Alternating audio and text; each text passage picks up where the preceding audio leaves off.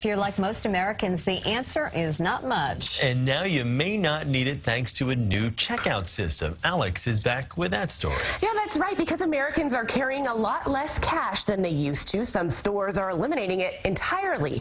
At one local restaurant, cashless is catching on. There's plenty of green at Sweetgreens, but none in the cash register. That's because customers can't pay with cash. They only accept app or credit. I think it's pretty great. Seems like it's a pain in the rear.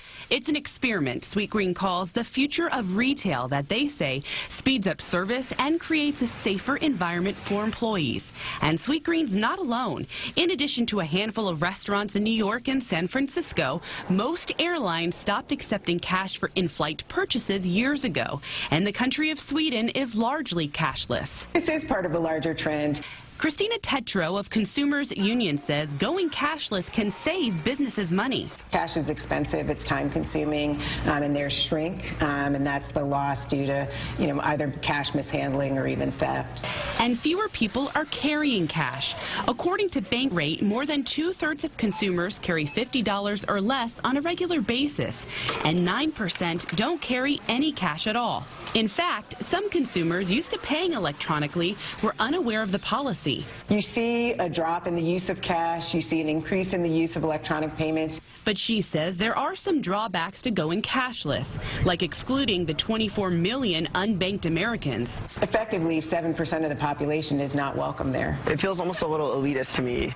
And those who pay with plastic tend to spend 12 to 18% more, which may be costly for consumers, but good for business. I got extra chicken, and I didn't think twice about the cost of it. Normally I would. Well, Sweetgreen tells us it's learning from the cashless experiment and evaluating feedback from consumers. Cash-only businesses are illegal in some states like Massachusetts because they say it discriminates against cash buyers. And while cashless may pay off for businesses, servers, well, they tend to prefer cash tips. I'll tell you that. Yeah, go ahead, Mel. He makes a good point, though. If you have $20 in your pocket, you might not be spending as much as you would. As you actually have to lay down the bill. Exactly, yeah. Well, a couple things. At that place that the gentleman mentioned, it does bother me every time they charge me what they do for extra chicken, because it's not much extra chicken, first of all. Secondly, when you go to places where it's cash only, you're like, holy cow, what am I going to go to an ATM? Yeah, you panic. Stuff, okay.